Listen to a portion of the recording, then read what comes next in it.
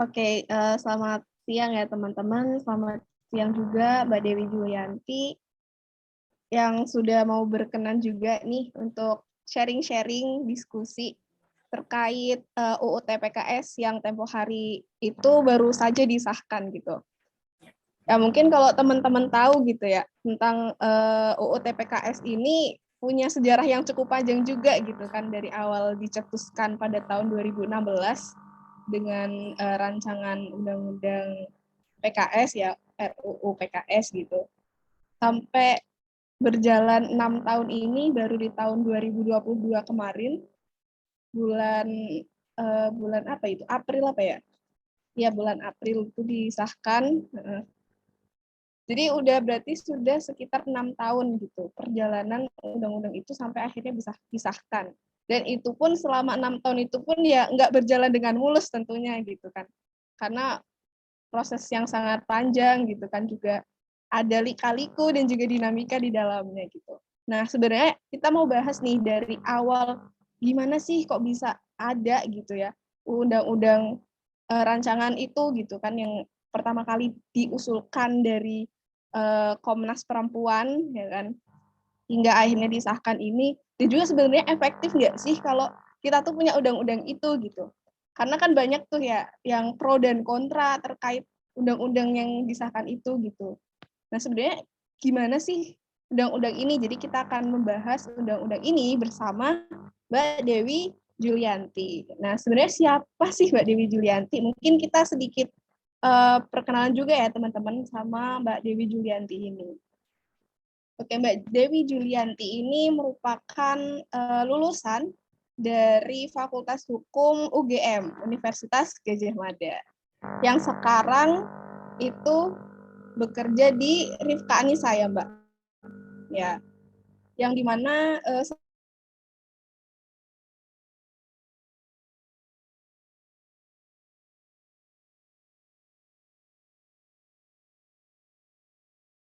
produktif health program gitu ya.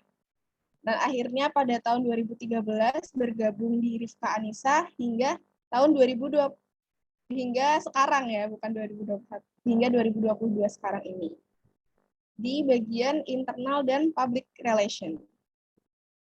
Oke.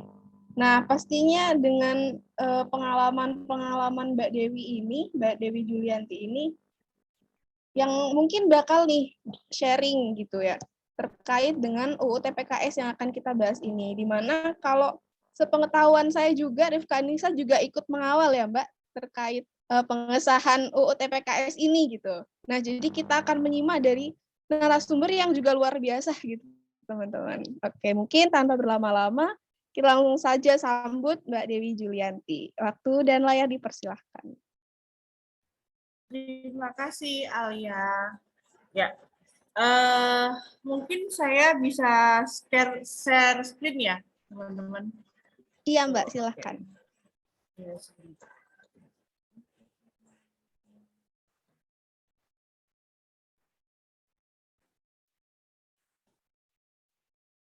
Saya nutup videonya aja ya. Udah kelihatan belum, teman-teman? Di tempat saya masih proses, Mbak. Oh gitu ya, tunggu bentar. Mungkin ini sinyalnya agak. Gimana, sudah kelihatan teman-teman? Sudah, Mbak. Oke.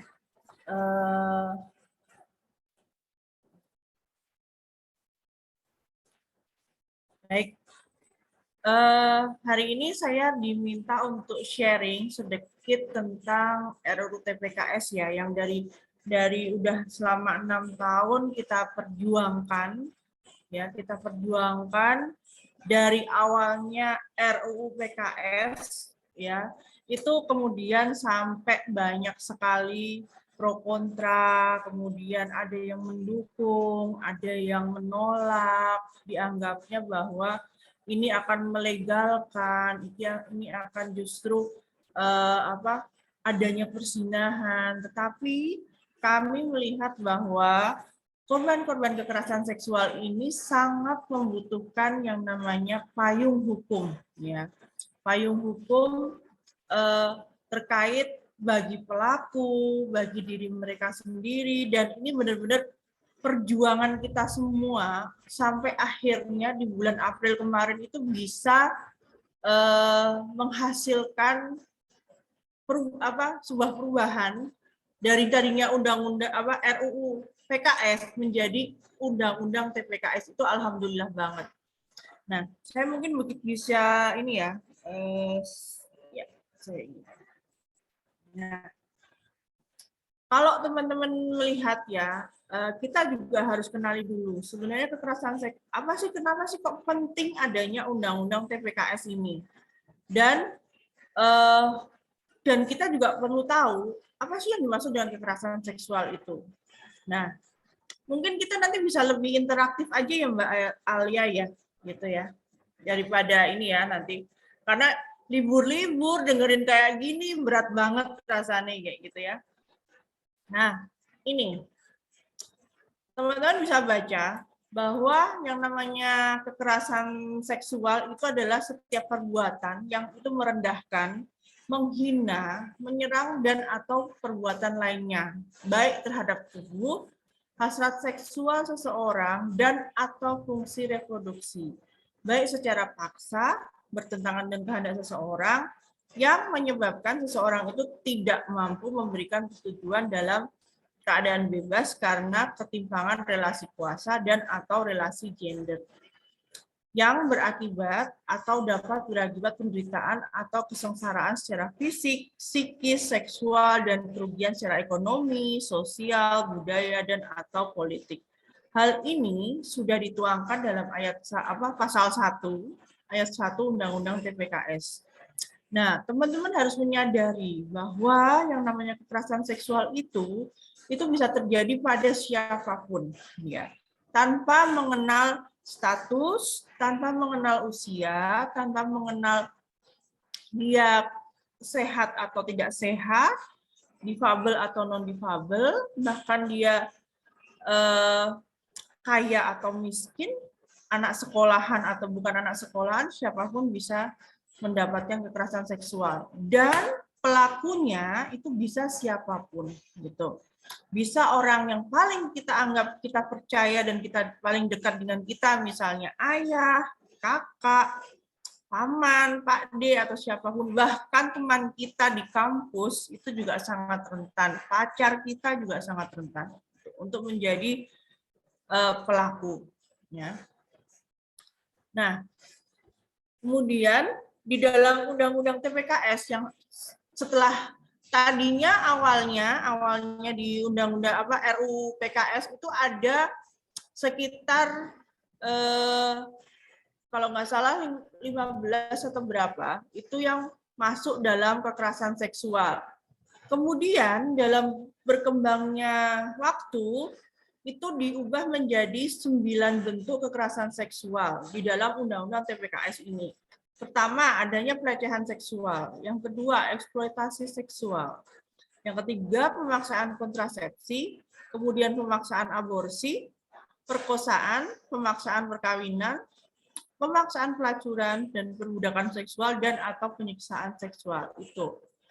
Nah, kemudian kalau kita bicara soal pelecehan seksual, karena di dalam Undang-Undang TPKS yang saat ini sudah diketok di, kalau nggak salah 12 April kemarin itu bahwa kekerasan seksual yang dilakukan dalam bentuk tindakan fisik atau non fisik kepada orang lain yang berhubungan dengan bagian tubuh seseorang dan terkait dengan hasrat seksual sehingga mengakibatkan orang lain terintimidasi, terhina, direndahkan, atau dipermalukan. Itu masuk terangkum dalam pasal 12 ayat 1 Undang-Undang TPKS.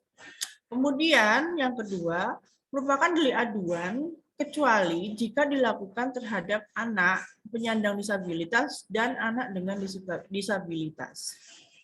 Nah, ini. Kemudian bagaimana dengan domain kekerasan seksual? Kekerasan seksual itu bisa terjadi di ranah domestik, seperti tadi Mbak Uli bilang, bahwa dalam rumah, lingkungan dekat rumah, kalau teman-teman pergi ke warung atau pergi ke tetangga atau kemanapun itu bisa sangat rentan. Kemudian di ranah publik juga sangat rentan, di sekolahan, di kampus, fasilitas publik, di online, karena saat ini juga ada yang namanya kekerasan berbasis gender online. Ya, nah modusnya apa? Modusnya bisa macam-macam, teman-teman. Ada yang modusnya konvensional, kemudian ada modusnya agama atau mistis, kemudian ada KBGO. KBGO itu basisnya adalah sosial media dengan grooming, kemudian game online. Nah, teman-teman di sini pada suka ikut game online nggak? Hati-hati ya. Temennya Mbak Uli itu pernah ada dia ikutan kelompok kalau nggak salah game online apa ya? Yang Mobile Legend apa ya? Kemudian dia ternyata kenal dengan seseorang, disukai oleh seseorang dari luar negeri. Nah, setelah itu, karena orang itu menyukai dan akhirnya punya hasrat, ya, dia sampai melakukan apapun untuk mendapatkan si perempuan temennya Mbak Uli ini.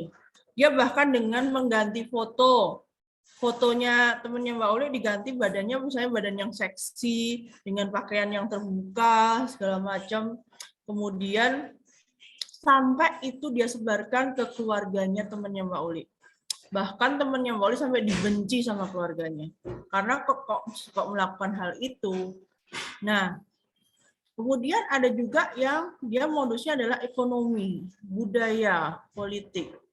Nah, jadi modus dalam kekerasan seksual itu bisa beragam gitu. Bahkan teman-teman pernah dengar kasus yang waktu fetishem itu kan juga termasuk kekerasan seksual, pelecehan seksual. Nah, ini dampaknya apa sih kekerasan seksual? Kekerasan seksual itu berdampak satu, bisa secara fisik. Ya, fisik ada cedera, mengalami difabel, ada infeksi, sakit atau gangguan fungsi organ, kesulitan tidur, sampai bahkan pendarahan, bahkan sampai meninggal. Yang kedua, ada dampak psikis, trauma, malu, kemudian emosional, tidak percaya diri, labil, putus asa, depresi, keinginan untuk bunuh diri. Dan ada dampak reproduksi, sehingga menimbulkan adanya kehamilan tidak direncanakan, keguguran, IMS, HIV, dan lain-lain. Nah, bahkan sampai ke dampak sosial. Dampak sosialnya apa? Reviktimisasi. Kadang-kadang korban itu juga mengalami yang namanya dikriminalisasi. Dia kehilangan peran, kemudian dihujat di situ, dianggap penyebabnya. Lah kamu yang menyebabkan itu terjadi, seperti itu. Kemudian kehilangan peran atau fungsi dalam masyarakat, stigma sosial, penolakan atau pengucilan, terus kemudian pengusiran, labeling, dan segala macam itu yang sering terjadi pada korban. Nah, ini kalau kita bicara soal kekerasan seksual, yang paling dekat dengan kita apa? Ini contoh-contohnya. Kasus Agni dulu, kemudian ada IM, ex-mahasiswa UI dulu, kemudian kasus UMG, kasus UNRI, banyak sekali, bahkan sekarang juga saya sendiri juga sampai kaget ya, semakin banyak kasus kekerasan seksual yang mencuat di media, kasus di pesantren, itu bahkan kita tidak menyangka bahwa di sekolah-sekolah yang notabene harusnya aman, harusnya tidak ada kekerasan seksual, tidak ada kekerasan apapun, malah banyak terjadi di kampus-kampus. Gitu. Nah, tantangannya nih apa sebenarnya? Tantangannya adalah kalau misalnya di otoritas kampus itu mereka lebih mengutamakan keselamatan, yaitu nama baik kampus atau sekolahan. Terus otoritas kampus itu lebih membela yang lebih memiliki power dalam relasi sosial dan mengesampingkan pemenuhan dan pemulihan hak korban atau penyintas. Kemudian adanya intimidasi dan tekanan yang menimbulkan stigma terhadap korban atau penyintas. Pelaku tidak menerima sanksi apapun dari otoritas kampus. Belum ada aturan mengenai mekanisme pencegahan dan penanganan perlindungan dan pemulihan dalam kampus. Dalam Permendikbud nomor 30 tahun 2021 yang dikeluarkan oleh Nadiem Makarim. Kemudian ada aturan internal kampus, tetapi implementasinya itu sulit dilakukan karena syarat dan ketentuannya berat. Misalnya harus ada proses hukum. Nah, ini yang terjadi. Karena tidak semua korban itu mau berproses hukum. Kalau kami di Rifka, ketika misalnya ada korban kasus kekerasan seksual, kami akan memberikan pilihan. Apakah kamu mau berproses hukum atau hanya fokus kepada pemulihan secara psikologi? Ketika mereka fokus pada pemulihan psikologi, ya udah artinya kita akan membantu secara psikologi gitu. Nanti kalau misalnya dia memang sudah siap, sudah ready untuk misalnya melakukan proses hukum, kita akan bantu pendampingannya. Nah, tantangan yang tadi adalah adanya politisasi terhadap kasus kekerasan seksual. Kadang-kadang ini ada kepentingannya, yaitu ada kepentingan politik, unsur politiknya di situ. Nah, kemudian ada ini, yang sering kali terjadi adalah korban dan keluarga itu tidak mau mengungkapkan kasusnya, tidak ingin kasusnya diungkapkan. Padahal hal ini adalah akan sebenarnya penting karena untuk memberikan efek jerah kepada si pelaku gitu loh. Nah, kalau misalnya korban dan keluarga diem saja, atau bahkan teman-teman atau korban yang lain diem saja, itu sama aja bohong. Pelaku bisa melakukan hal yang serupa kepada orang lain, pada korban yang lain. Kemudian, belum terintegrasinya treatment perubahan perilaku pada pelaku dengan hukum yang berlaku. Terus, adanya potensi kriminalisasi terhadap korban. Ini yang sering terjadi. Ketika misalnya dibalikkan faktanya, segala macam, karena korban seperti ini, karena korban segala macam dibalikkan. Kemudian alat bukti sudah hilang atau ada tetapi belum memenuhi unsur. Pelaku tidak menerima sanksi apapun, baik sosial maupun hukum. Nah, kemudian aparat penegak hukum atau institusi lebih membela yang lebih memiliki power atau relasi kuasa dalam hal relasi sosial dan mengesampingkan perlindungan, pemenuhan, dan pemulihan hak korban atau penyintas. Seringkali kasus-kasus yang misalnya pelakunya adalah orang-orang yang memiliki power, korban akan posisinya lebih lemah, lebih rentan gitu. Dia tidak akan bisa bergerak secara proses hukum, pasti nanti akan dia mendapatkan tekanan, dia akan mendapatkan pressure yang sangat tinggi dari pelaku, hal itu yang sering terjadi. Nah, di sini Undang-Undang PKS ini mengacu pada adanya KUHP. Kemudian ada juga KUHP, Kitab Undang-Undang Hukum Acara Pidana.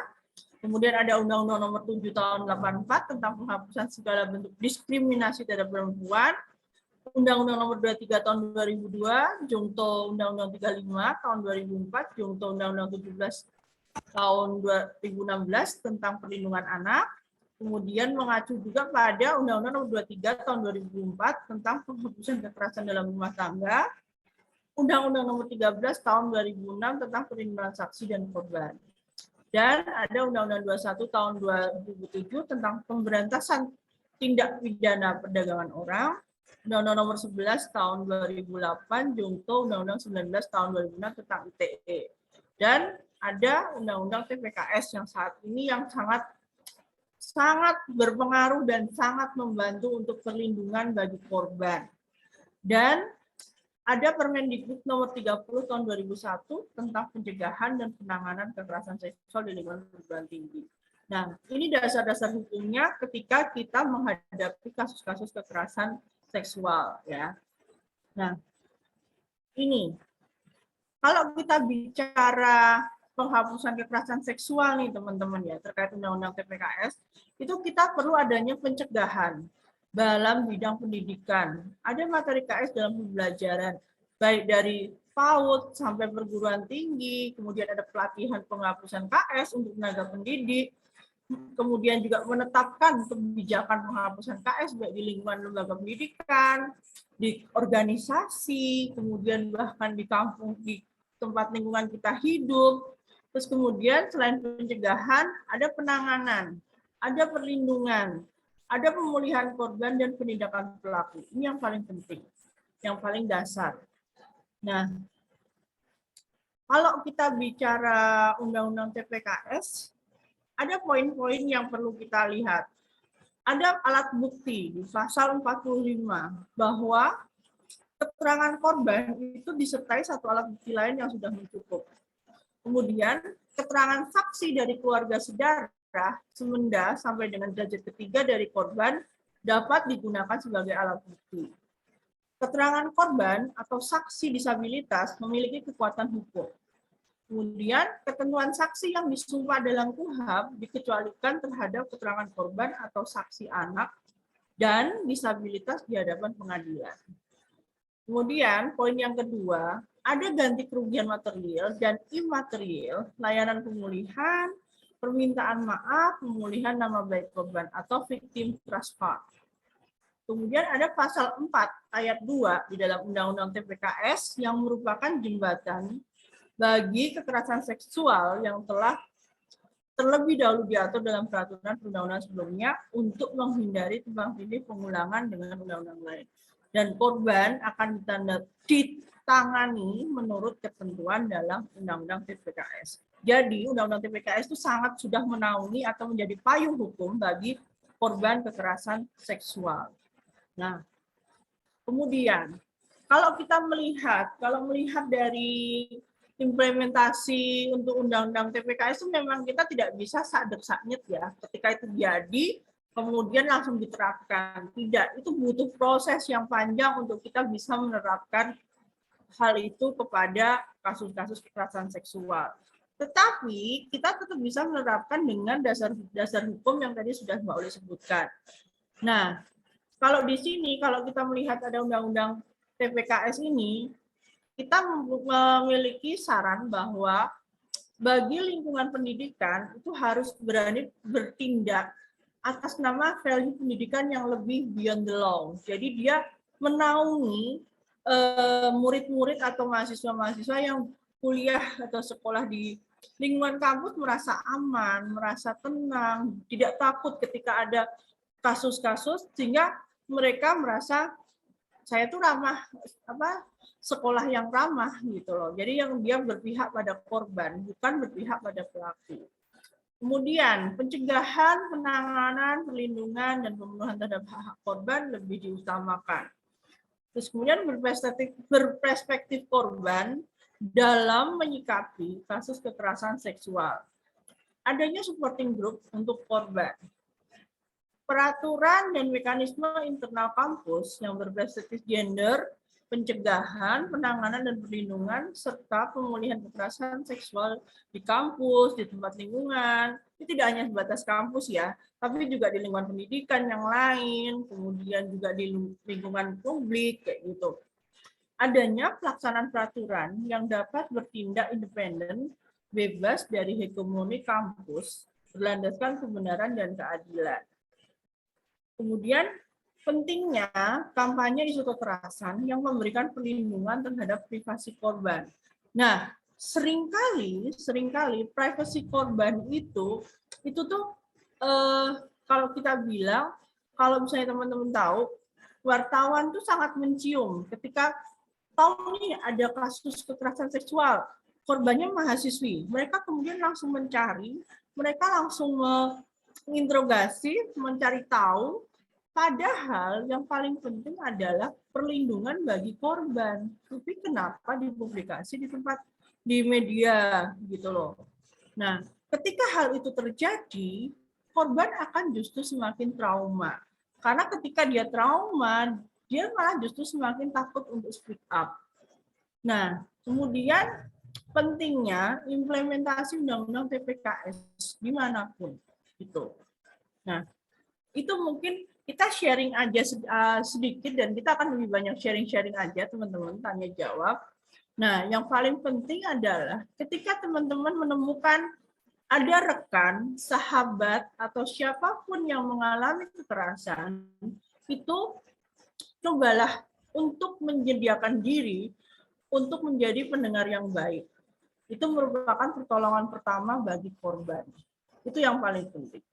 Begitu dari saya, Mbak Alia. Mungkin kita bisa ngobrol-ngobrol aja, santai, kita sharing-sharing dengan teman-teman semua, gitu. Ya. Oke, ya, makasih Mbak Uli tadi atas Sama-sama. pengantar materinya teman-teman, dan diharapkan juga teman-teman bisa nih kita berdiskusi terkait ini. Nah, Ya, karena sebenarnya kalau kita bicara RUU TPKS ini sebenarnya adalah pengalaman kita ketika kita melihat kekerasan seksual, ketika kita melihat kekerasan di sekitar kita, teman-teman menanggapinya seperti apa? Itu yang paling penting. oke. Mungkin sambil menunggu sama teman-teman ini, mungkin dari Ales diri nih Mbak. Boleh. Terkait ini, antara pelecehan dan juga seksisme. Nah, itu kadang kan kayak rada beda-beda tipis gitu ya Mbak, apalagi yang pelecehan yang berbasis online gitu kan. Ya, betul. Nah, itu tuh gimana tuh Mbak ngebedain antara orang-orang yang seksisme sama itu tuh kasus pelecehan? Nah, sebenarnya kalau kita bicara seksisme itu, semua itu sebenarnya dikembalikan ke diri kita. Ya, kembalikan. Kadang kita ada yang suka ngejok atau bercanda, tapi itu sifatnya seksis ya, seksis gitu. Misalnya terkait organ tubuh atau sesuatu kayak gitu. Nah, kalau dirimu merasa tidak nyaman, kalau dirimu merasa bahwa kok seperti ini ya, cara kita bercanda, cara kita bergaul, segala macam, itu sudah salah satu masuk bentuk pelecehan. Dan itu kamu punya hak untuk menegur dia. Aku nggak nyaman loh diginiin. Aku nggak nyaman loh kalau kamu bersikap seperti itu sama aku. Dan coba bayangin kalau misalnya kamu punya adik perempuan atau kakak perempuanmu digituin gimana? Nah, seringkali dalam kehidupan kita sendiri candaan-candaan yang sifatnya seksis itu kayaknya kita nggak ngerasa gitu. Ini cuma bercanda kok kamu dianggap serius banget sih. Bagimu bercanda, bagiku itu pelecehan gitu. Misalnya, wah kamu kok ini ya semok banget kayak gitu segala macam dengan bahasa-bahasa dengan apalagi dengan gestur tubuh yang dia melihatnya udah gitu tuh udah salah satu bentuk pelecehan banget, apalagi tatapan mata itu sangat berpengaruh gitu. Jadi kembali ke diri kita. Sama seperti kalau kasus misalnya gini. Kalau teman-teman misalnya ya, ketika berstatus di sosial media gitu, itu pasti akan dilihat atau akan dilihat orang banyak ya, publik gitu. Nah, kemudian kalau misalnya teman-teman bikin sendirian nih enaknya ngapain ya, pasti akan dikomen oleh orang lain yang kemudian apa mau tak temenin kayak gitu, apa gimana kayak gitu. Nah, sebenarnya kita tuh juga harus hati-hati dalam bersosial media. Kayak misalnya kita posting foto, kemudian kita berkomentar atau kita bikin status tuh juga harus hati-hati karena itu bisa jadi bumerang buat diri kita sendiri kayak gitu. Karena sosial media itu kalau kita fungsikan sesuatu itu yang baik, itu hasilnya akan baik. Tetapi kalau misalnya kita fungsikan itu untuk hanya misalnya sesuatu yang kurang baik, ya itu nanti akan jadi bumerang juga buat kita. Makanya teman-teman di sosial media itu banyak predator, saya nyebutnya predator yang kita nggak tahu gitu loh. Bisa dari mana saja, kayak tadi Mbak Uli contohin, teman Mbak Uli aja ya ikut game online gitu aja. Game online sampai dia diambil fotonya, diganti tubuhnya, tubuh yang seksi dengan baju yang seksi, terus disebarkan di sosial media sampai dia sekarang udah nggak main sosial media karena takut. Itu gitu Mbak. Dan kita tuh sangat hidup di lingkungan yang sangat rentan, karena pelaku kekerasan seksual bisa siapapun. Ya. Betul banget ya tadi kata Mbak Uli. Bahwasanya kadang ya itu berawal mungkin dari bercandaan doang gitu kan niatnya. Ya, betul. Dan kadang juga bisa jadi teman-teman ada yang kebawa juga tuh sama bercandanya nggak sadar. Padahal bisa Ya. jadi hal kayak gitu tuh malah menjerumuskan ke pelecehan gitu ya, Mbak. Secara tidak langsung, iya. Eh, Kayak contohnya gini, kalau kita misalnya gini, kita jalan kaki, kita lagi jalan, terus kemudian ada orang-orang nongkrong gitu ya, terus kemudian kita, sweet, cewek, kenalan yuk. Nah, teman-teman nyaman nggak digituin? enggak sih. Nah, nggak nyaman kan? Nah, kalau misalnya nggak nyaman, kalian punya hak untuk membalas dia, gitu loh. Apa harus berani, kita harus tegas bahwa kita nggak nyaman dengan apa yang mereka lakukan, gitu. Terus kalau misalnya ini ya, makanya kita sebagai perempuan tuh harus hati-hati. Bahkan kita bisa loh mendapat pelecehan seksual dari pasangan pacar kita contohnya. Atau mungkin bahkan dari teman kita sendiri itu sangat bisa. Gitu. Ini ada pertanyaan kayaknya ya di chat ya. Iya. Ya coba saya bacakan ya, Mbak. Hmm. Assalamualaikum Mbak, saya Uswa mau menanyakan perihal aborsi dan pemerkosaan, yang mana itu tidak dimuat dalam UU TPKS, tapi dimuat dalam RUU KUHP ya Mbak. Nah, bagaimana tanggapan Mbak terhadap kedua itu erat dengan terjadinya kasus kekerasan seksual? Nah, iya ini menarik banget sih Mbak, karena ya tadi ya mungkin ada beberapa poin yang itu tuh nggak dimasukkan ke UU TPKS. Betul sekali. Nah, kelemahannya di RUU TPKS itu seperti itu. Padahal di dalam awalnya di UU PKS yang awal, RUU PKS yang awal, itu kan udah poinnya udah banyak banget ya, bahkan rigid gitu loh. Dan di poin yang sekarang itu banyak sekali yang dihapus. Padahal coba bayangin ketika seseorang mengalami kekerasan seksual, bahkan sampai dia mengalami kehamilan, kemudian dia dia melakukan aborsi. Nah, itu kadang-kadang yang disalahkan adalah si perempuan gitu loh. Nah, kelemahannya di situ.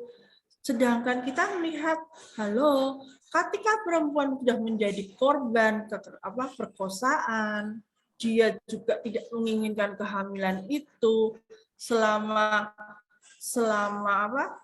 akan lebih baik mana coba ketika janin itu diaborsi atau dilahirkan tetapi anak itu justru terlantar.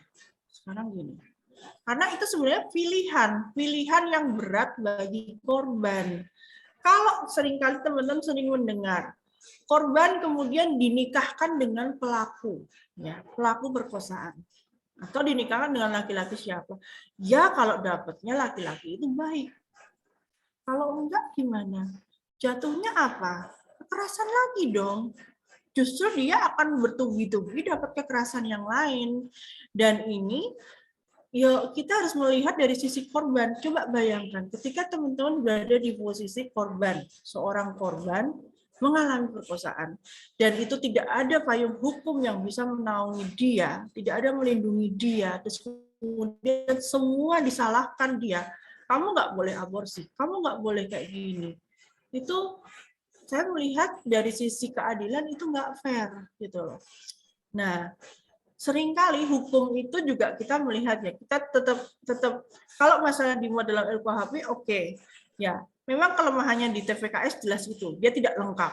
Dia tidak secara holistik semuanya dirangkum karena tadi itu karena pihak dari pemerintah juga anggota dewan juga memangkas banyak hal itu juga sangat kita sayangkan, tetapi ya sudahlah, nggak apa-apa selama masih ada dasar hukum yang menaungi itu. Dan yang paling penting adalah teman-teman sekarang adalah jangan pernah menjudge seorang korban kekerasan seksual.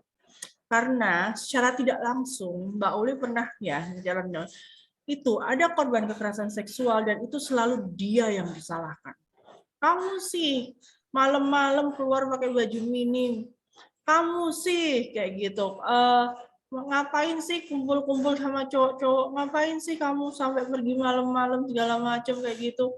Loh, kalau misalnya kita kerjanya memang malam, terus kemudian kita juga ada banyak kegiatan. Kalau misalnya kita kerjanya shift malam, bagaimana? Siapa yang harus disalahin? Yang harus dibenahi adalah bagaimana perlindungan bagi korban. ketika dia misalnya pergi malam, harus ada yang melindungi dong. Misalnya ada teman, jangan pergi sendiri kayak gitu. Tetapi yang namanya situasi kita tidak pernah menyangka ada situasi gitu. Contohnya gini, Mbak Uli atau teman-teman jalan ya, lagi jalan. Yang namanya tiba-tiba kita disekap sama orang atau kita diperlakukan orang, kan kita nggak pengen itu semua. Semua korban tuh nggak pengen loh. Kayak gitu. Karena apa? Kasus-kasus yang namanya perkosaan itu bukan sesuatu yang simple. Itu dampaknya, itu traumanya besar sekali buat mereka. Gitu. Bahkan seringkali kasus perkosaan itu tidak bisa masuk ke ranah hukum karena apa? Mereka tidak punya alat bukti yang kuat. Alat bukti yang kuat itu adanya visum. Jadi mereka harus visum, terus kemudian ada bukti dari rumah sakit, ketika sudah ada bukti bahwa dia ada luka, ada segala macam, dicek, bisa dimasukkan ke kepolisian. Tetapi kalau di kami itu lebih fokus pada pemulihan traumanya dulu. Gitu. Nanti ketika sudah pemulihan traumanya sudah selesai, dia sudah siap, mereka mau masuk ke ranah hukum, kita izinkan gitu, monggo gitu. Jika butuh pendampingan secara hukum, Rifka bersedia membantu. Gitu. Biasanya kalau misalnya ada kasus-kasus yang pelik, kita tidak bekerja sendiri ya di Rifka. Kita bekerja sama dengan lembaga-lembaga lain juga. Gitu. Gitu, Mbak. Oke, mungkin itu teman-teman gimana? Ada lagi yang mau menanggapi? Monggo, silakan. Atau tadi Mbak Uswatun sendiri mungkin ada tanggapan lagi? Halo, suara saya kedengaran nggak? Kedengaran Mbak Uswatun. Sebelumnya terima kasih atas jawabannya Mbak. Ini menarik banget sih untuk dibahas terkait perihal aborsi dan pemerkosaan. Karena mungkin kita melihat kasus-kasus ini kekerasan seksual itu kayak di dunia nyata. Tapi kalau melihat di dunia kayak misalnya di media, di Twitter tuh banyak banget orang-orang yang kayak seperti buat tweet dan juga di seperti melihat di base itu tuh banyak orang-orang yang kayak entah dia ini perempuan atau laki-laki tuh sering kali curhat gitu terkait dengan hubungan. Banyak yang kayak menormalisasikan gitu kayak oke, mereka melakukan hubungan seperti itu. Nah, tapi tiba-tiba di keduanya ini tuh sebenarnya agak kurang paham gitu. Ketika mereka udah melakukan yang keduanya itu, nah dan itu memunculkan rasa rasa penyesalan gitu, dan akhirnya melihat tweet yang saya baca itu tuh dari si korban ini, dia kayak dia ngerasa kayak aku pengen mengaborsi karena si cowok ini si pelaku ini nggak mau nggak mau bertanggung jawab gitu. Padahal dari awal di tweet yang saya baca itu dari awal itu ada konsen keduanya gitu, jadi sama-sama mau kan.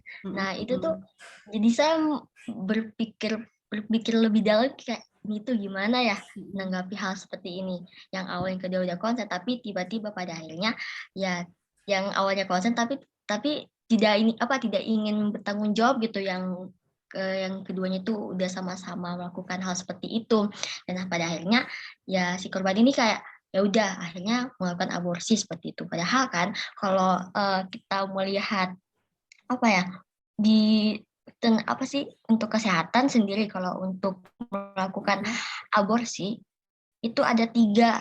Nah, pertama itu boleh melakukan aborsi kalau dia diperlakukan kayak pemerkosaan, dan kedua dia itu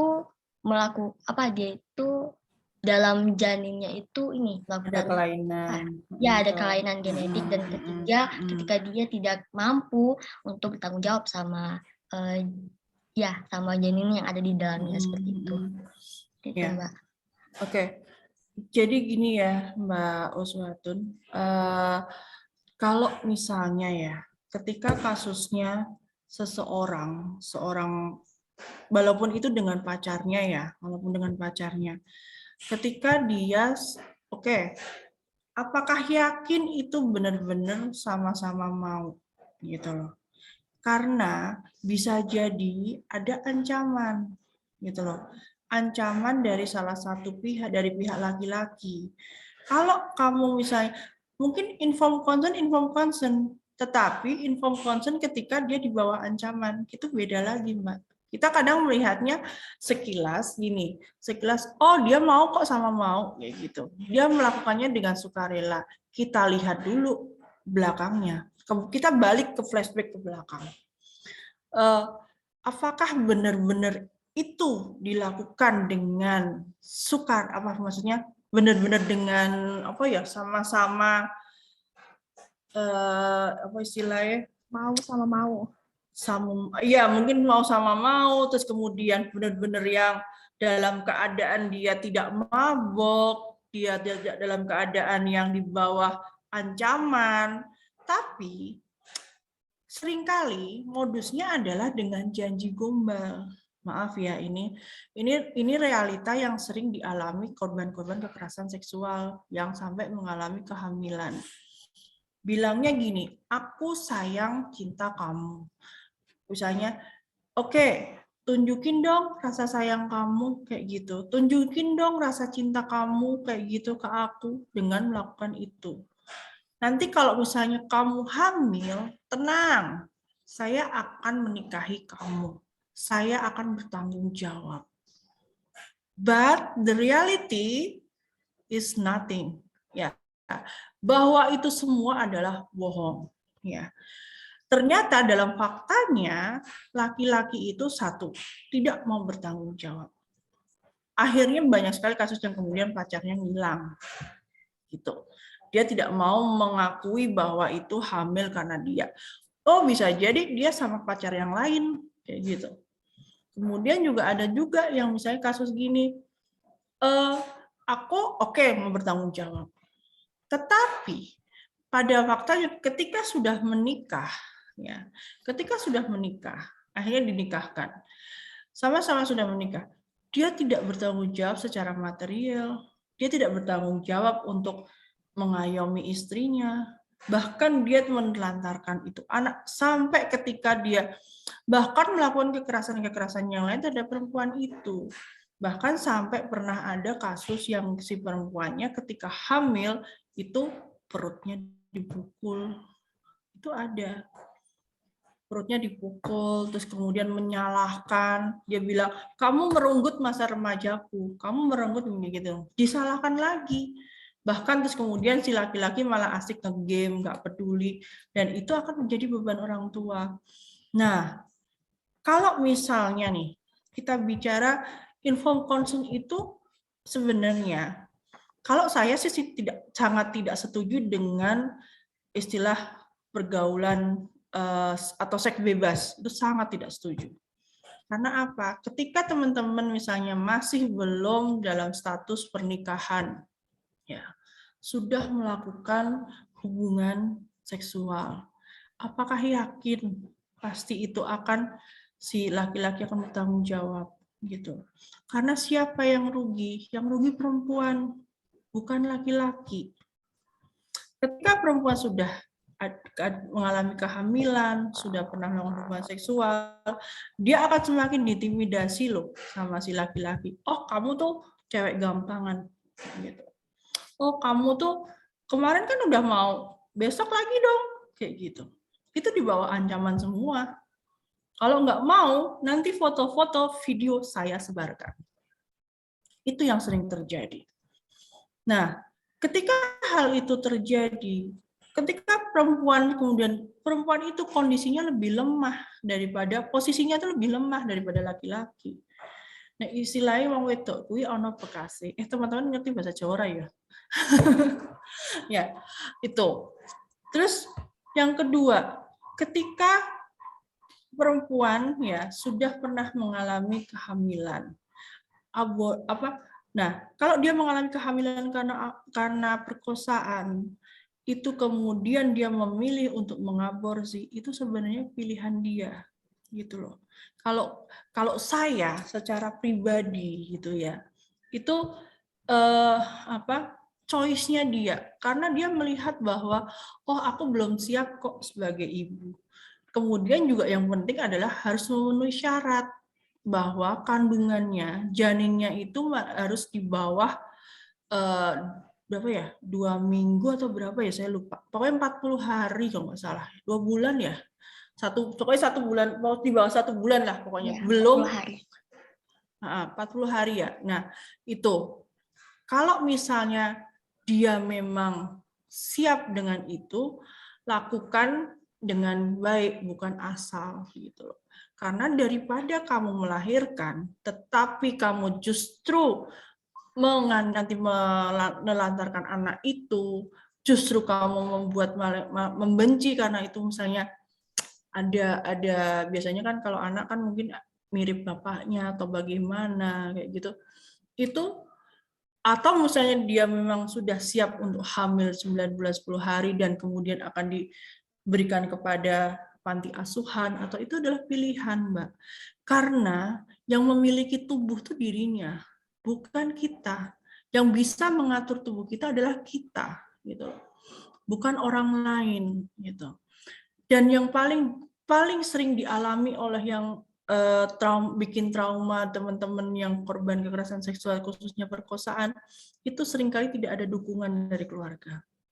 Itu dia disalahkan, dia dikucilkan, keluarga nggak mau tahu, bahkan sudah tidak dianggap anak. Itulah yang sering terjadi. Jadi ketika mereka datang ke sini dalam kondisi histeris, bingung, tidak ada support gitu, ya kita memahami posisi dia gitu. Nah, kalau kami di Rifka itu monggo terserah dia. Walaupun kami sebenarnya kalau saya pribadi, saya pro choice ya. Maksudnya pilihan itu kembali ke dia. Gitu. Jadi kita tidak boleh menyalahkan, karena di dalam sebuah perkosaan apapun itu tidak ada istilah suka sama suka. Walaupun itu bahkan ada, Mbak, yang namanya marital rape, itu ada. Perkosaan dalam pernikahan. Ketika seorang istri tidak mau diajak berhubungan seksual oleh pasangan, oleh suami, dan dipaksa oleh suami, itu sudah masuk dalam perkosaan. Gitu. Karena mereka pasti akan ada perlukaan di vagina, seperti itu. Pasti ada kan trauma yang sangat dalam. Dan trauma ini tidak bisa selesai cuma sehari 2 hari, bisa seumur hidup. Ketika memang sudah siap untuk menerima bayi itu, ya syukur. Kalau enggak, kita hargai putusannya. Gitu, Mbak. Kita sama-sama sebagai perempuan harus bisa memahami situasi itu. Walaupun kadang dinas kesehatan kan juga melihatnya bahwa oh itu nggak boleh. Tetapi dalam unsur tadi benar apa yang dikatakan Mbak Uswatun, bahwa ada situasi-situasi yang bisa dilakukan untuk abortion. Gitu Mbak Uswatun. Mana ya suaranya? Ya Mbak, terima kasih banyak jawabannya. Karena kalau kita bicara itu bisa panjang lebar, Mbak, mungkin bisa nanti kontak-kontakan gitu. Ya, kita boleh, ngobrol Mbak. banyak. Boleh banget. Ya Mbak, makasih banyak ya Mbak. Sami-sami Mbak Uswatun. Oke, nah untuk teman-teman yang lain gimana nih? Apakah ada tanggapan? Aku masuk dong. Ya. Iya, silakan Mbak Ina. Oke, terima kasih untuk waktunya.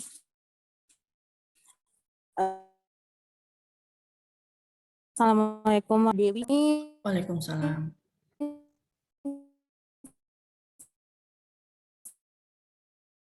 Untuk pelaku kekerasan seksual. Nah, kalian bisa tahu ya sejauh ini hukuman untuk pelaku kekerasan seksual itu kan penjara minimal 4 tahun sama denda gitu. Aku nggak tahu kalau ada perubahan atau gimana.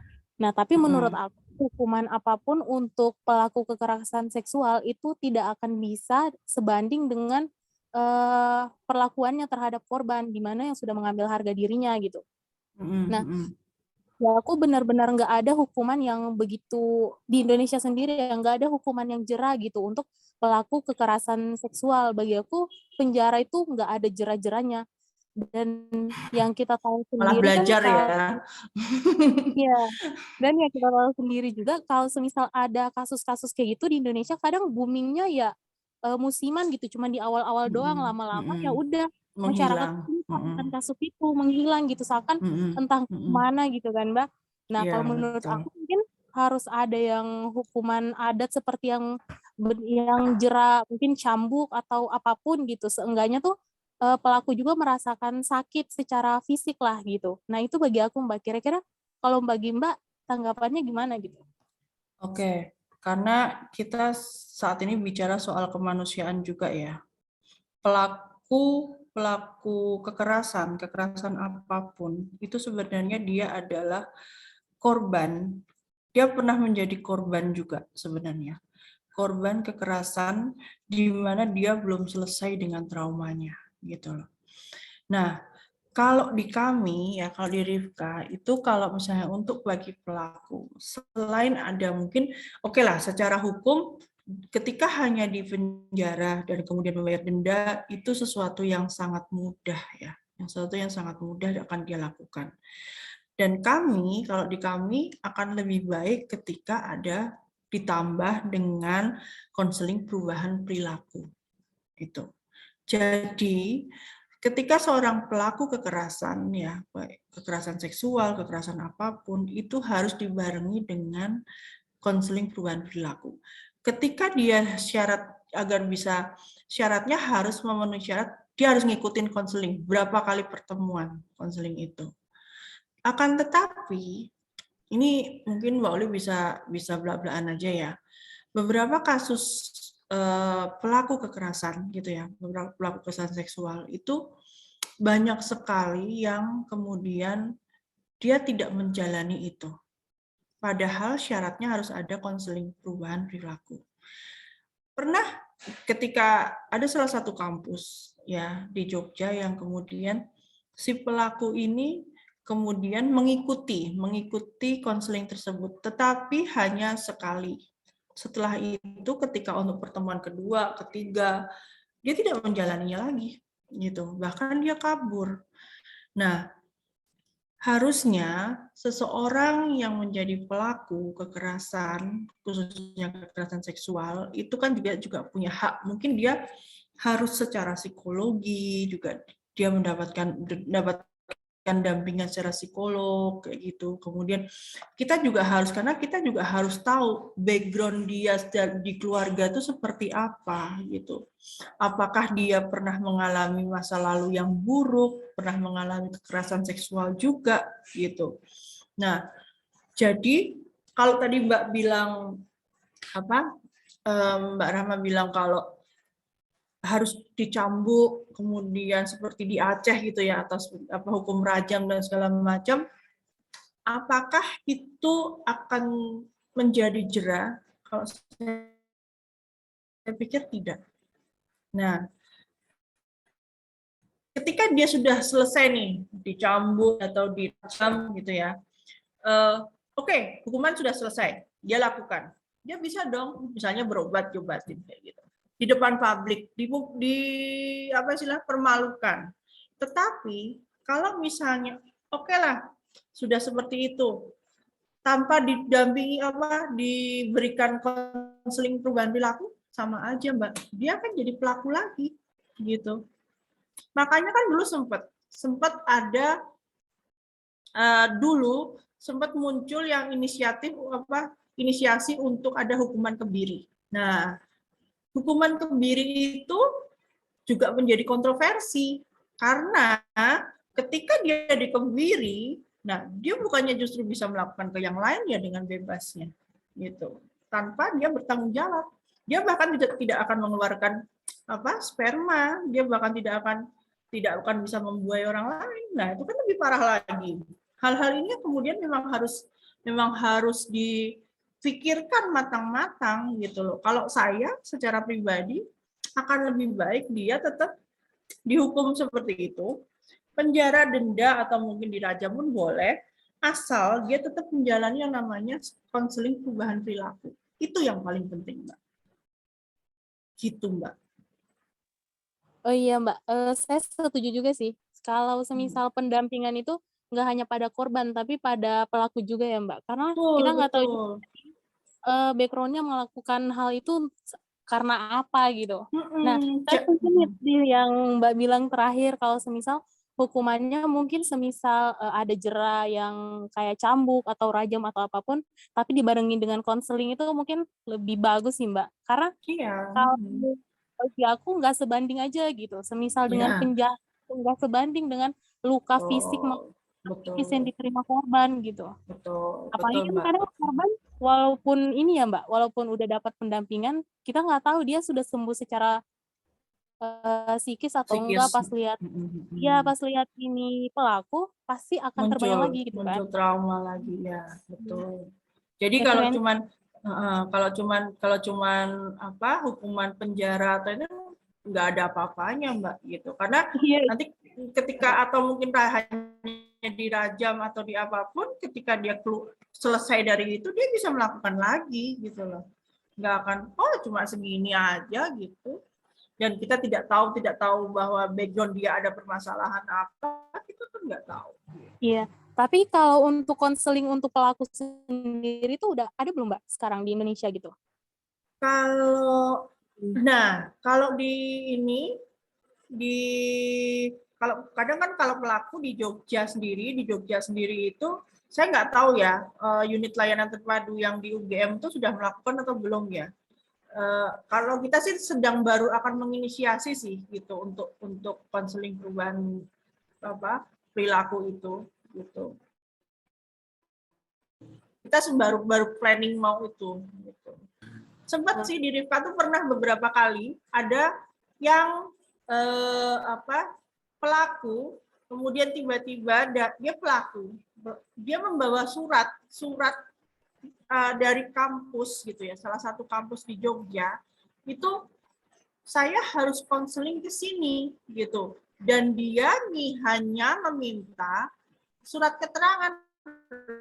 Kalau kita nggak mau dong, kalau di Rifa jelas-jelas nggak mau, kita hanya memberikan surat keterangan, itu harus ada prosesnya gitu loh, ada tahapannya, dan sampai waktu itu juga sampai ke ranah atas ya, sampai ke Komnas juga, bahwa apakah Rifka menerima pelaku dan segala macam. Kita tidak menerima pelaku gitu loh, kita tidak menerima konseling bagi pelaku, tetapi kita ya kalau misalnya kita tolak gitu, kita nggak ada konseling bagi pelaku, belum ada, kita belum punya, karena itu benar-benar harus orang-orang yang ini ya Mbak, harus orang-orang yang ekspertis ya, yang tahu bener gitu. Dan biasanya konselornya adalah konselor laki-laki sih Mbak gitu. Oh gitu ya Mbak. Ya harapannya semoga ada lah ya Mbak ke depannya. Semoga emang bisa dibangun lah di Indonesia gitu. Iya, mudah-mudahan. Ya, makasih Mbak. Sama-sama. Oke. Mungkin dari teman-teman lagi ada yang memberi tanggapan. Mungkin ini di kolom chat ada nih satu.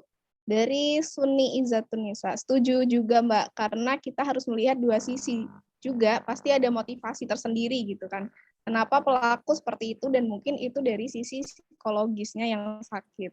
Ya, karena emang kita untuk hal-hal gitu kan kita juga nggak tahu gitu ya. Nah sebenarnya Mbak, kalau dari tadi yang dibahas nih, seringnya tuh kan perempuan gitu ya. Sebenarnya ada nggak sih Mbak kasus-kasus kekerasan gitu yang sebenarnya dialami korbannya itu adalah laki-laki gitu.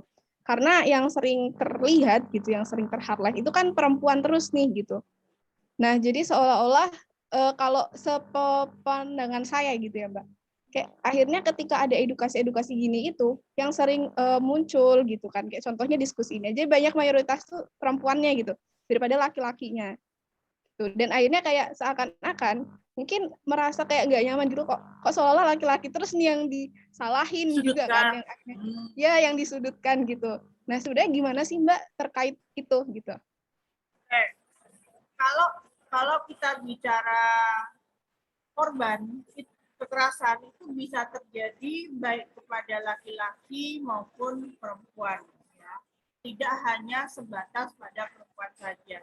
Coba deh tanya di situ teman-teman yang laki-laki, pernah nggak atau mereka pernah nggak mendapatkan kekerasan dari pacarnya atau dari siapapun?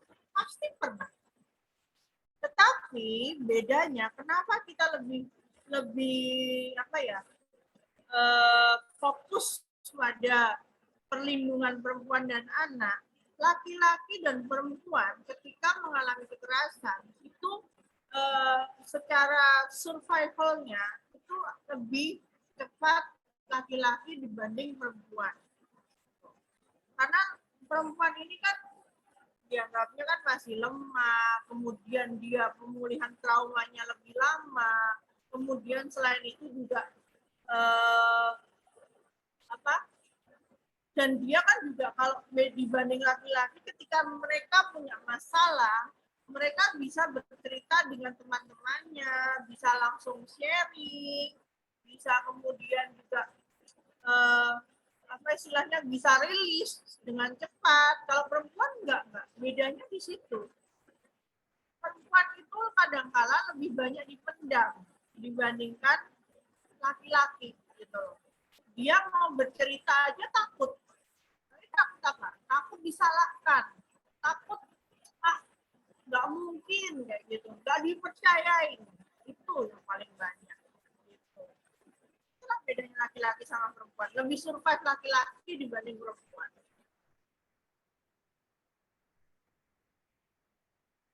Nah, sih. Ya mungkin itu ya Mbak tadi kenapa kok banyak kasus-kasus yang sering ter-highlight itu perempuannya gitu ya. Ya, betul. Tapi tetap ada.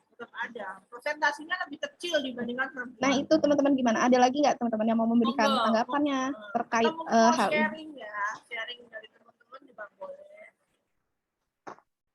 Oh ya Mbak, tadi terkait Mbak juga kan kayak takut gitu. Nah sebenarnya mungkin ini juga nggak sih Mbak yang mungkin budaya yang ada di Indonesia gitu loh. Kadang kalau berita-berita yang berita-berita yang ada apalagi tentang kasus-kasus gini kayak lebih meng-highlight korban itu tadi kan. Jadi si korbannya jadi merasa lebih traumanya lebih ini gitu kan. Kayak yang tadi Mbak cerita wartawan banyak bertanya menggali ke korban gitu kan. Nah, jadi kan berita-berita juga banyak yang mengekspos itu si korbannya gitu kan. Daripada meng-highlight si pelakunya gitu. Nah, itu juga yang mungkin ini nggak sih Mbak, dari edukasi terkait di keluarga dan juga masyarakat yang itu masih kurang gitu untuk hal-hal gini. Apalagi kayak berbau seksual itu tuh kayak masih tabu gitu nggak sih untuk masyarakat Indonesia gitu. Nah, menurut Mbak tuh gimana sih tanggapan Mbak terkait tingkat edukasi gitu ya seksual yang ada di Indonesia ini? Kalau kita bicara soal edukasi ya, tidak usah di masyarakat. Kadang di orang-orang yang dia notabene berpendidikan sekalipun, itu kadang-kadang nggak tahu tentang ini. Dia menganggap bahwa dia tidak mengalami kekerasan. Nah, itu biasa kok kayak gitu. Kayak tadi yang Mbak Alia bilang, joke seksis gitu ya. Anggapnya itu bukan masuk pelecehan seksual. Karena apa? Itu anggapnya adalah keseharian kita. Tetapi kalau misalnya kita melihat bahwa kan sebenarnya kalau kita bilang internet itu udah banyak ya. Internet sudah banyak. Kemudian semua orang bisa baca di media sosial. Kemudian juga selain itu juga kalau misalnya baca buku-buku, jurnal itu banyak banget. Tetapi di ranah misalnya ya kita lihat ya masyarakat yang desa, masyarakat yang masih jauh dari modernitas itu mereka sama sekali kadang nggak tersentuh. Sehingga mungkin salah satu caranya itu kayak misalnya teman-teman di kampus atau mungkin teman-teman yang di kampungnya itu bisa loh bikin sosialisasi seperti ini gitu. Karena kalau kami di Rifka Anissa ini kami terbatas gitu loh. Jadi tidak bisa semuanya kami lakukan gitu. Jadi kami butuh teman-teman di komunitas seperti teman-teman ini gitu. Karena ketika teman-teman sudah tahu edukasinya, teman-teman harus men-share, mempublish-nya itu. Nah, itu juga yang ya sebenarnya juga jadi PR besar juga sih Mbak, karena ya ternyata tentang edukasi seksual itu emang bukan cuma untuk masyarakat awam yang maksudnya yang itu aja, bahkan yang tadi yang Mbak juga bilang kan, bahkan orang-orang yang udah berpendidikan pun kadang masih nggak ngerti gitu batasan yang tadi jokes jauh-jauh orang tua kita aja nggak tahu loh. Iya. Ya kan? Mereka aja sama sekali nggak paham dengan isu-isu seperti ini. Apalagi nggak melek gadget, terus bubar. Tuh, ya kan? Iya, iya. Oke, gimana teman-teman, ada lagi nggak yang mau memberi tanggapan nih? Jadi menurut, oh ya, balik lagi ke UU TPKS ini, Mbak. Jadi menurut Mbak tuh adanya UU TPKS ini udah langkah yang benar gitu ya, Mbak, berarti? Ya, betul. Ini bahkan justru kami tunggu dari dulu. Dari dulu kami tunggu. Dari tahun berapa itu? 2012 ya kalau nggak salah ya. Dari udah selama 6 tahun. Bahkan sampai kita tuh sebenarnya kecewa banget karena yang kategori kekerasan seksual tuh dipangkas banyak banget tuh, kami juga sebenarnya agak kecewa karena tetapi ini sebuah langkah bagus untuk diadakannya payung hukum bagi korban kekerasan seksual. Jadi saat ini, nah cuman sekarang tinggal bagaimana untuk mengimplementasikannya ini. Itu sih, gitu. Karena tahapan dari sebuah undang-undang TPKS ini untuk implementasi kan juga tidak gampang ya, harus ada proses, kemudian penyesuaian dan segala macam, itu kan juga proses yang panjang. Gitu, Mbak. Kalau kita sih senang sih udah disahkan ini, cukup alhamdulillah lah. Ya. Oke, Mbak, satu lagi nih, Mbak, kalau dari Alia, dan mungkin sama teman-teman barangkali ada ini ya, buat sharing gitu, diskusi. Nah, ini lagi yang menurut Alia cukup menarik nih. Ada kalau perempuan itu juga kadang ada istilah Queen Bee Syndrome. Mbak pernah dengar nggak? Yang maksudnya perempuan tuh kadang merasa nggak ingin tersaingi gitu sama perempuan yang lain gitu. Nah, jadi kayak suatu ketika juga saya pernah lihat gitu kan dari postingan teman-teman yang kayak bahkan teman-teman perempuan itu yang kayak kurang aware terhadap feminisme, yang ngerasa bahwasanya kenapa sih feminisme tuh India tuh nggak setuju gitu sama feminisme. Nah, padahal kalau dilihat juga kan terkait feminisme ini sendiri, gimana gerakan ini juga lahir kan untuk mendukung teman-teman yang mengalami kasus-kasus nggak enak gitu kan, terdiskriminasi dan lain-lain gitu. Cuman pada akhirnya juga ya seiring berjalannya itu feminisme sendiri tuh jadi kayak banyak cabangnya gitu kan, Mbak. Ada yang akhirnya yang kayak memunculkan akhirnya stigma-stigma negatif di masyarakat tadi. Sampai ada yang my body is my choice gitu. Nah, tanggapan Mbak terkait kasus kekerasan seksual ini sendiri gimana? Biasanya kan kalau tadi juga kita korelasikan gitu kan. Biasanya kayak misal perempuan jangan pulang malam-malam lah, tapi kita tuntutan pekerjaan gitu misal. Kita pulang malam. Nah, kita kan nggak bisa untuk hal itu gitu. Nah, menurut Mbak tuh gimana tuh? Kalau nggak bisa pulang malam, pulang pagi aja sekarang. Iya benar. Lebih aman. Iya, betul. Ya, kalau seperti itu sebenarnya gini ya, kadang-kadang orang memahami soal feminisme itu berbeda-beda gitu loh. Nah, yang penting adalah kita menghargai sebuah perbedaan gitu ya. Perbedaan pendapat itu wajar, karena tidak semua orang paham betul gitu loh. Sebenarnya gerakan feminisme itu apa? Kemudian terkait dengan masalah perempuan harus lebih unggul dari perempuan lainnya. Sebenarnya kalau saya bilang lebih unggul dalam hal apa dulu gitu loh. Kalau dalam hal sesuatu yang positif akan lebih baik. Bagaimana kalau kita menggandeng sama-sama bareng-bareng, menggandeng yang lain juga sama-sama biar jadi ya bagus gitu loh, sama-sama bahwa perempuan itu semua perempuan bisa kok, sama-sama perempuan juga punya kesempatan untuk berkembang, perempuan untuk punya kesempatan untuk hidup lebih baik. Nah, persoalan yang muncul ya, yang dari dulu sampai sekarang adalah ini budaya patriarki yang masih sangat melekat di tempat kita tinggal, dimanapun itu masih menganggap bahwa Yonek Wong itu, endingnya mau kamu punya jabatan setinggi apapun, kamu punya pendidikan setinggi apapun, nanti baliknya sama-sama ke dapur, ngurusi rumah, kayak gitu, tetap di bawah laki-laki. Nah, yang paling penting adalah ketika perempuan dengan sesama perempuan itu saling mendukung. Kalau perempuan sama perempuan nggak saling mendukung, sama aja bohong. Artinya kamu tidak mensupport program untuk mengangkat atau kesetaraan gender itu, Mbak. Kalau makanya saya sering berkaca juga bahwa semua orang mendengungkan feminisme. Saya bilang, kamu paham nggak sih feminisme sebenarnya? Itu maksud feminisme itu apa? Karena kalau kita bilang feminisme itu beragam, ada yang radikal, ada yang kan macam-macam kan feminisme itu kan ya. Nah, tinggal kamu bagaimana? Ya udah sesuaikan dengan diri kamu, jangan kemudian terlalu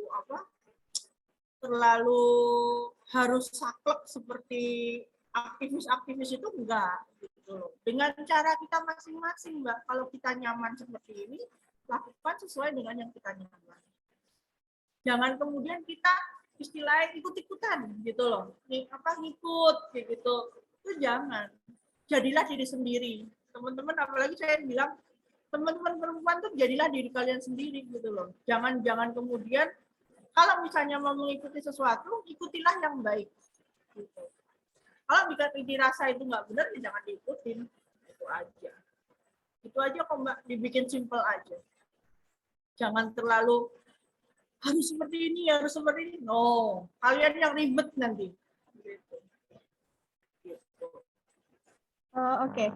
Kalau ini lagi Mbak terkait akhirnya kan ada muncul nih My Body is My Choice yang akhirnya ada kelompok yang menganggap ya semua tubuhnya ini ya hak dia gitu, mau pakai baju seperti apa, mau yang itu. Cuman akhirnya ketika kita iniin ke kekerasan seksual itu kan akhirnya juga mengundang juga gitu kan. Kita juga berperan sebenarnya dalam adanya kasus-kasus ini gitu. Dan akhirnya juga mungkin kita ya kalau salah kan emang laki-lakinya juga salah gitu kan. Cuman akhirnya kalau gitu kan sama-sama salah tuh Mbak. Mungkin dari gini. Oke. Sebenarnya gini, my body is my choice. Itu ketika seseorang berpakaian sesuai dengan tempatnya itu is okay. Ya. Misalnya gini, kamu teman-teman ke pantai, pakai baju yang misalnya agak terbuka, agak minim, gitu kan cocok ya, gitu ya. Kalau misalnya kan disesuaikan dengan tempat. Kalau misalnya ke pantai pakai baju yang sangat tertutup, coba bayangin. Kan juga nggak nyaman buat diri kita kan, sumuk, gerah gitu loh. Kemudian kalau sampai terjadi kekerasan seksual di tempat yang seperti itu adalah yang keliru adalah mindset si laki-laki. Kenapa dia tidak bisa mengontrol hasrat seksual? Ayo. Bahkan ada kasus kekerasan seksual perkosaan ya, itu seorang kakek usia 70 tahun kepada balita.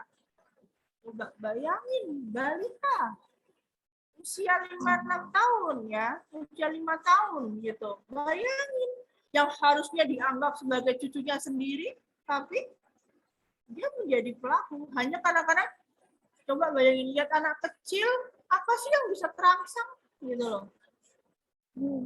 Nah, itu makanya mindset otak atau itu yang harus bisa kita kelola. Hasrat seksual ini yang harus bisa kita kelola.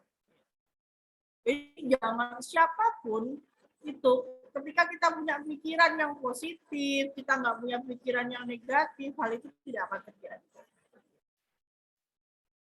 Saya rasa itu. Makanya hati-hati ketika misalnya, kalau kita lagi nggak ngapa-ngapain, jangan bengong. Jangan pernah bengong, ngalamun, karena pasti akan, pikiran kita akan melayang kemana-mana. Dan juga, buat teman-teman nih, di sini kebetulan ada laki-laki juga. Kalau misalnya teman-teman kosong, jangan, kalau mau nyaranin, jangan pernah nonton video porno. Itu merusak sekali, merusak otak teman-teman. Gitu sih kalau buat saya. Ya. Simpel sebenarnya. Kembali ke otak masing-masing orang. Nah, ini juga ada tanggapan nih dari Mbak Ina tadi. Setuju Mbak, permasalahan sebenarnya ya di mindset masyarakat. Iya sih, betul. Dan juga mungkin itu juga kasusnya sama kayak misal pedofil gitu ya Mbak. Ya padahal ya anak-anak tuh apa gitu kan yang bisa ini gitu. Nah berarti sebenarnya pelaku-pelaku itu berarti dia punya apa ya kecenderungan ini Mbak. Apa sih yang lain gitu kan? Kalau gini, kita lihat case-nya dulu. Kita memang melihat bahwa seorang pelaku kekerasan itu kita harus lihat dulu, apakah dia punya masa lalu yang buruk, ya? Apakah dia pernah mengalami hal serupa dan itu belum selesai traumanya. Ketika dia tidak selesai traumanya, dia ingin orang lain juga merasakan hal yang serupa seperti dirinya. Kalian bisa melihat di YouTube ada film Children See, Children Do. Ya.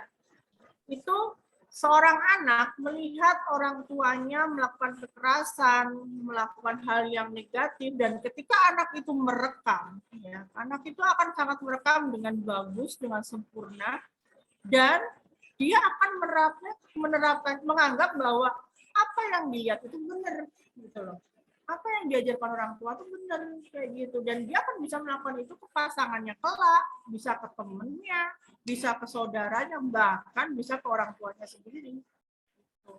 Lihatlah kalian video itu. Ya, itu teman-teman.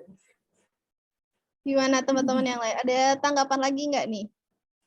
Ini pembahasannya cukup luas juga berarti ya, dari tadi UU TPKS sampai ya kekerasan seksual pada umumnya, pada general gitu.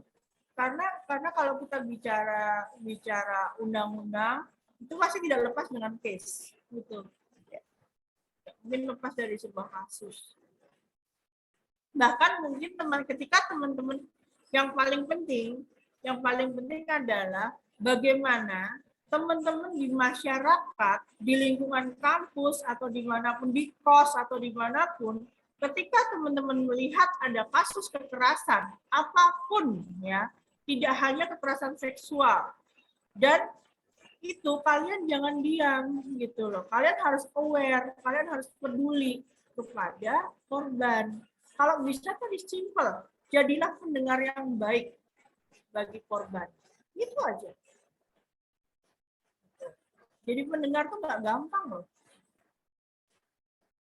Apalagi Mbak Uli aja yang sering ketemu dengan klien aja, ketika mereka datang dalam kondisi histeris, sedangkan saya juga sudah punya masalah sendiri, gitu. Rasanya udah ya kayak gitu loh. Coba. Nah, jadi kalian minimal jadilah teman gitu bagi korban. Kalau misalnya teman-teman tidak mau melakukan pendampingan, rujukan ke lembaga yang ada di tempat wilayah teman-teman.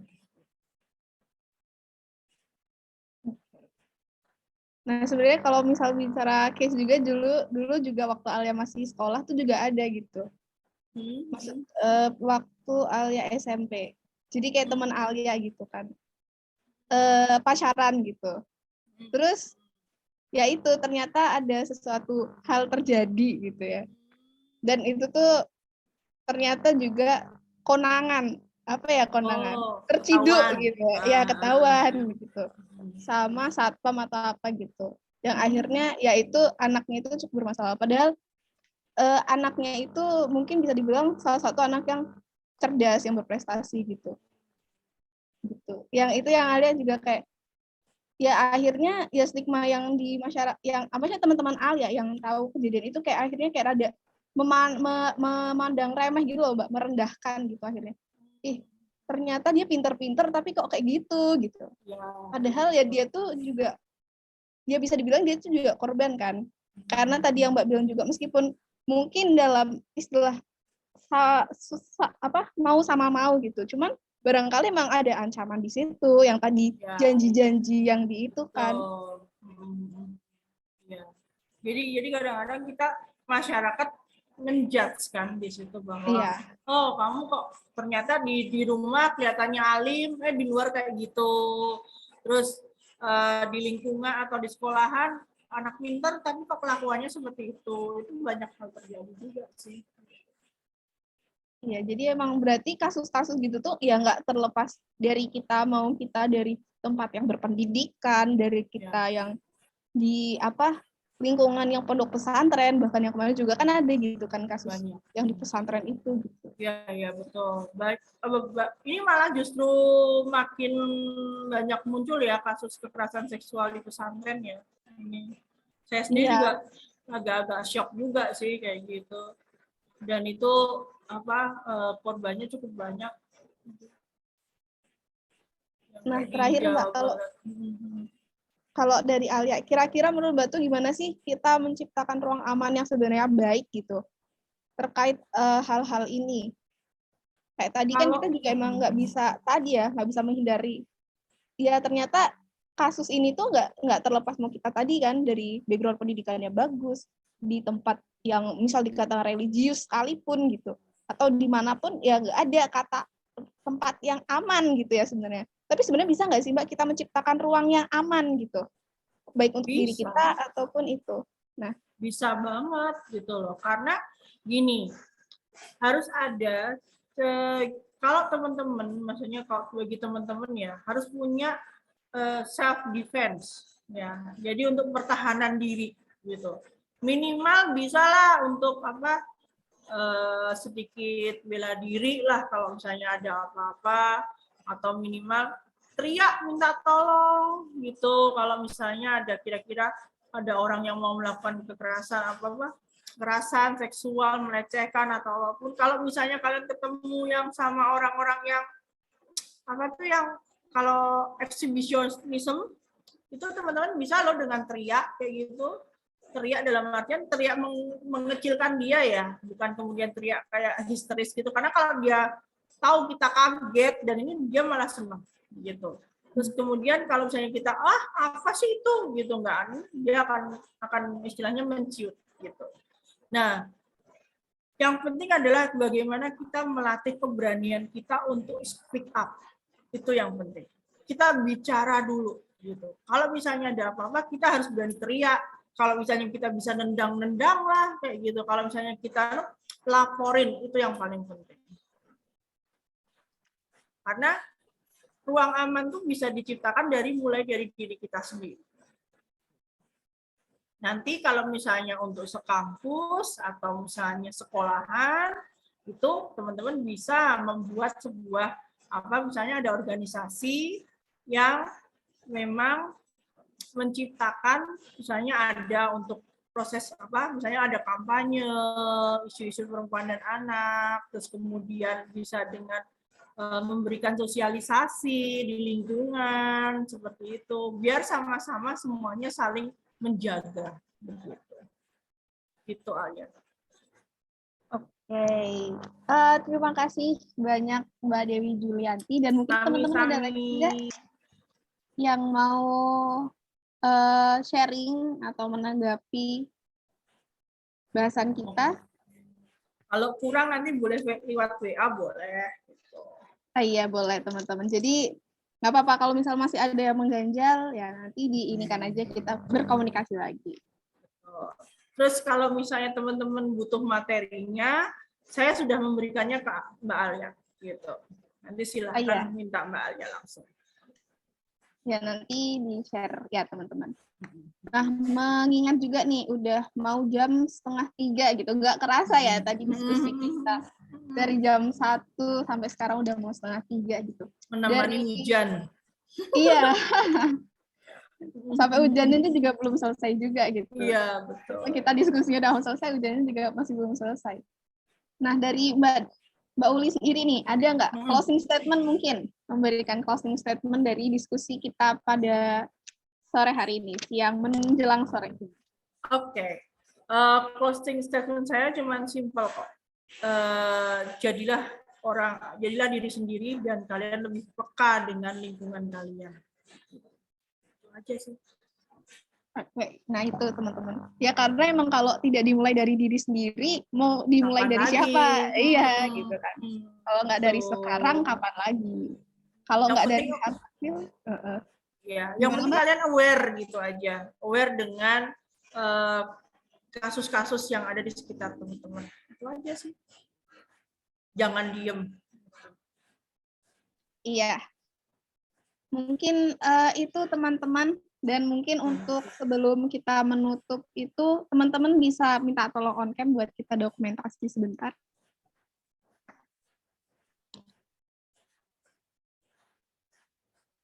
Ini hujan jadi pada kedinginan semua ya. Iya. Gimana teman-teman? Ya Ini udah, jangan dipaksa. ya karena memaksa tadi nggak baik ya, Pak ya. Iya, betul. Oke. Nih, ya. Gimana gayanya? Ya udah teman-teman yang mau on cam silakan, kalau enggak juga ya udah nggak apa-apa. Oke, belum bisa on cam nggak apa-apa. Oke, Alia hitung mundur ya. 1, 2, 3. Oke. Terima kasih teman-teman semua. Mohon maaf kalau ada salah kata, kurang dalam memberikan penjelasan segala macam.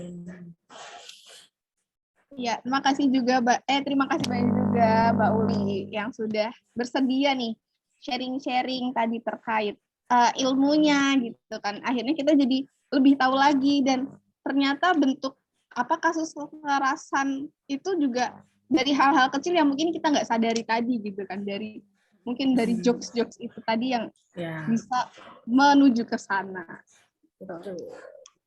Nah, itu saja mungkin teman-teman seri diskusi literasi gender seri pertama gitu kan. Ya, itu. Berapa seri emangnya? Berapa seri?